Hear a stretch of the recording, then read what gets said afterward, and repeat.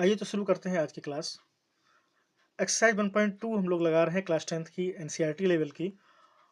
और second question जो हम लगाने जा रहे हैं आज वो क्वेश्चन है prove that 3 + 2√5 is irrational number.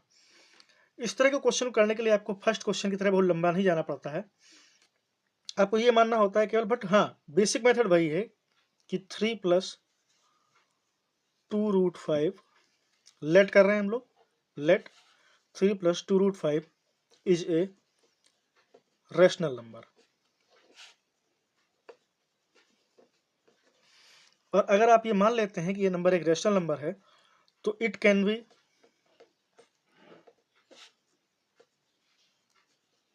written in the form of p upon q। जो रेशनल नंबर है तो इसको p upon q में मान सकते हैं, where p and q are integer and q is not equal to 0। यानी इनडायरेक्टली हम ये कह सकते हैं आपको रेशनल नंबर की डेफिनेशन इसमें साथ में मिला देनी है। तो हम लोग लिखना शुरू करेंगे 3 + 2√5 equal to p upon q। Next ये 3 इधर सब्ट्रैक्ट हो जाएगा तो आपका कैसे बचेगा 2√5 equal to p upon q minus 3। 2√5 LCM ले लेंगे तो p minus Q upon 3q हो जाएगा आपके पास। नेक्स्ट आपके पास बचेगा √5 को अकेला छोड़ देना है आपको।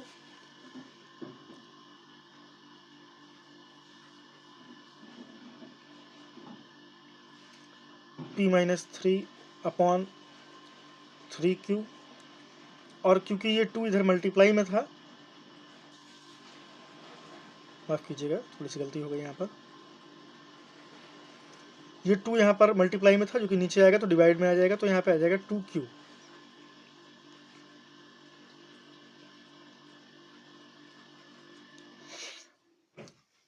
ओके, नाउ आपके पास बचा है √5 equal to p minus 3q upon 2q। तो आप क्या कह सकते हैं कि वी नो दैट, हम जानते हैं √5 इज इरेशनल। वेल नोन है, ठीक है, यूनिवर्सल ट्रूथ है कि √5 एक इरेशनल है। या हम कह सकते हैं जस्ट फर्स्ट पार्ट जो लगाते हैं हम लोग तो उसमें √5 को ही इरेशनल प्रूव करके भी आए थे। तो we know that √5 is irrational while, जबकि इधर जो राइट हैंड पे आपका सेटअप है p minus 3q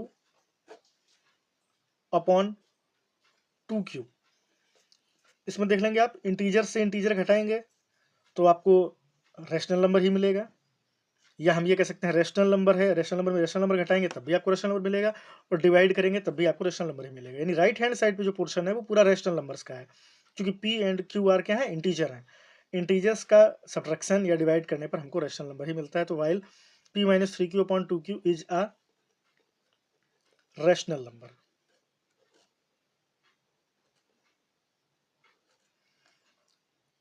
hence it contradicts. Contradiction क्यों हो रहा है यहाँ पर? क्योंकि लेफ्ट हैंड साइड पे जो नंबर है वो इरेशनल नंबर है और राइट हैंड साइड पे जो नंबर है वो एक रेशनल नंबर है। तो इट कंट्राडिक्ट्स। सो क्या माना था आपने, 3 + 2√5 इज रेशनल नंबर। हो क्या जाएगा, 3 + 2√5 इज एन इरेशनल नंबर। कह सकते हैं आपने जो इस सवाल में स्टार्टिंग में माना हुआ है क्वेश्चन में कि ये एक रेशनल नंबर है, जबकि बाद में बात तुम्हारी कंट्राडिक्ट हो गई। कंट्राडिक्ट को कहते हैं विरोधाभास होना, बात एक दूसरे के विपरीत जा रही है। तो यानी जो हमने नंबर माना था वो रेशनल तो नहीं है, तो फिर क्या है, इरेशनल है। नेक्स्ट आपका थर्ड क्वेश्चन आप देख पा रहे होंगे स्क्रीन पर।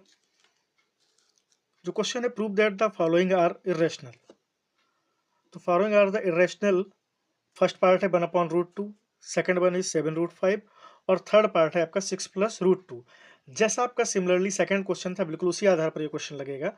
हम कह सकते हैं लेट, फर्स्ट पार्ट कर रहा हूं मैं, let 1/√2 is a rational number. पहले ये हम मान के चलते हैं कि ये नंबर कैसा है, रैशनल है। फिर आपकी सिमिलरली लाइन आ जाएगी, hence hence it can be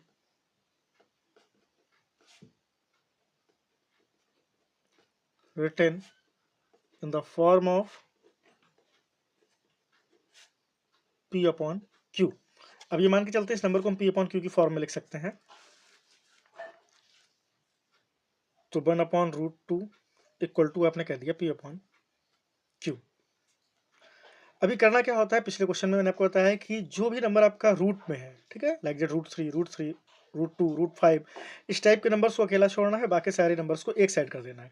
तो इस √2 को हम ऊपर ले जाएंगे राइट हैंड पर, जो हो जाएगा √2 इक्वल टू Q आपका ऊपर आ जाएगा अपॉन P आ जाएगा नीचे।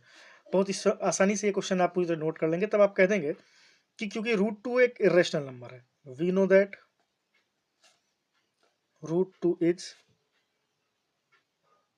N irrational number,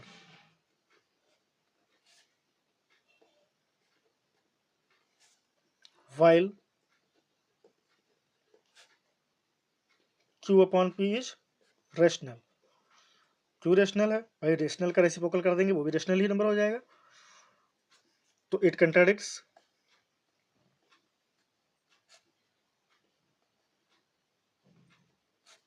hence.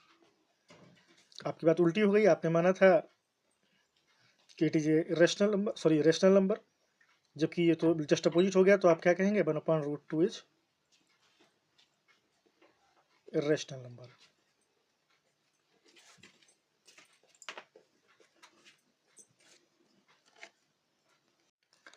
Second part है आपका 7/√5 पर, तो फिर से वही तरीका आपका शुरू हो जाएगा, let 7√5 is a rational number, इसको आपने रेशनल मान लिया है, तो फिर से आपका सेम स्टेटमेंट हो जाएगा, hence it can B written in the form of P upon Q। तो आप कहेंगे 7√5 equal to P upon Q। √5 को अकेला छोड़ना है, आपको रूल याद होगा, रूट के नंबर्स को ये अकेला छोड़ना है, तो P अपॉन 7 आ जाएगा नीचे, 7Q। वी नो दैट, हम जानते हैं √5 is an irrational number, while P upon 7Q is rational, hence it contradicts, यहाँ पे कंट्राडिक्शन हो गया। सो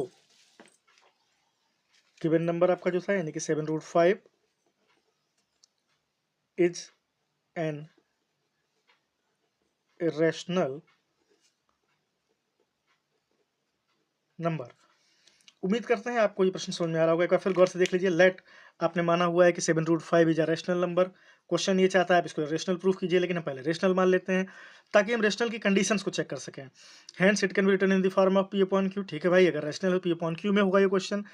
अब क्या करेंगे, 7√5 equal to P upon Q कर दिया, भाई मान के चल रहे हैं रेशनल है, √5 को अकेला छोड़ दिया, 7 को नीचे ले आए, नंबर बन गया P अपॉन 7Q। अब वेल नोन बात है भाई, हम जानते हैं we know that √5 is an irrational number, √5 एक इरेशनल नंबर है, वेल नोन है, यूनिवर्सल ट्रूथ है। While P upon 7Q is rational, क्यों हो गया भाई, यूनिवर्सल ट्रूथ नहीं है, तो हम ऐसे जान सकते हैं कि सारा नंबर तो रैशनल की फॉर्म में है P अपॉन Q। एक रैशनल को अगर हम 7 टाइम्स डिवाइड कर देंगे तो वो नंबर भी रैशनल ही बनने वाला है, हेंस इट कंट्राडिक्ट्स। अब यहाँ तो कंफ्यूजन हो गई भाई कि मैंने तो कहा था 7√5 रैशनल है, तो जब ये कंफ्यूजन क्रिएट हो रही है कि मेरी बात कंट्राडिक्ट हो रही है यानी कि गलत साबित हो रही है, तो हम क्या कहेंगे कि दिया हुआ नंबर 7√5 रैशनल नहीं है, यानी क्या है, इरेशनल है। आइए इसी एक्सरसाइज का आखिरी प्रश्न का आखिरी पार्ट जो है 6+√2 उसे रेशनल प्रूफ करना देखते हैं हम लोग। लेट कर लेते हैं 6+√2 is a rational number, is a rational number, so 6+√2 equal to P upon Q। क्योंकि √2 को अकेला छोड़ना है तो √2 को अकेला छोड़ दिया, p/q में से हम इसे 6 को सब्ट्रैक्ट कर देंगे, तो हमारे पास कंप्लीट नंबर बचेगा √2 बराबर p - 6q/q। नेक्स्ट हम लोग कह देंगे we know that √2 is rational while p - 6q/q is rational. So क्या कह सकते हैं हम लोग, our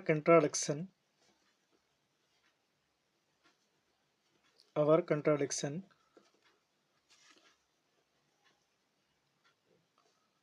was going wrong, गलत जा रही है, जो हमने कंट्राडिक्ट किया था, hence